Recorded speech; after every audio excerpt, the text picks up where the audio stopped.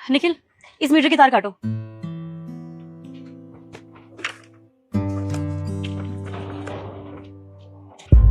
Ma'am, आप हमारे metre का तार क्यों काट रहे हो?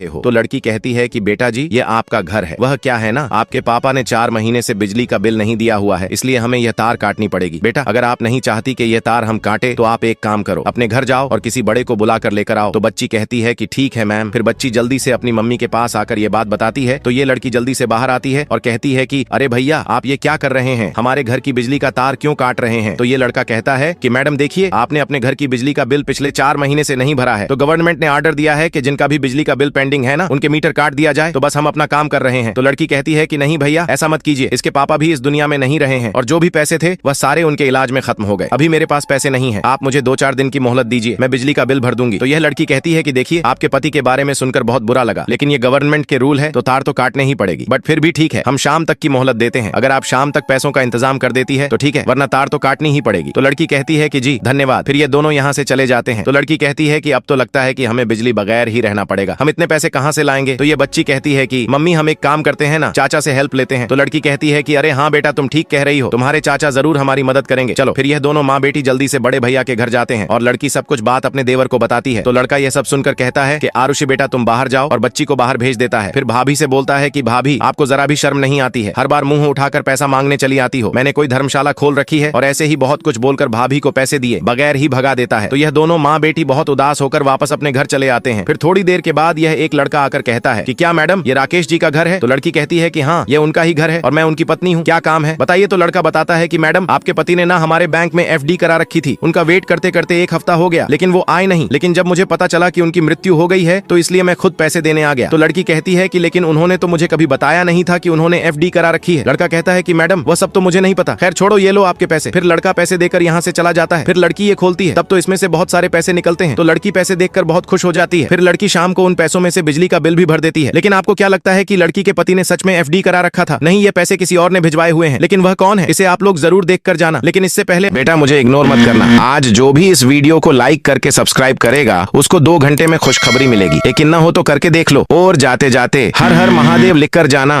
असल में लड़की की मदद यह बिजली वाली लड़की ने की होती है। फिर वह कहती है कि अगर मैं बताकर ये सब करती ना तो उनको लगता कि मैं उन पर एहसान कर रही हूँ। शायद वह जिंदगी भर अपने आप को कर्जदार समझती, लेकिन अब इसको ऐसा लगता है कि उसके पति ने ही इसकी मदद की है।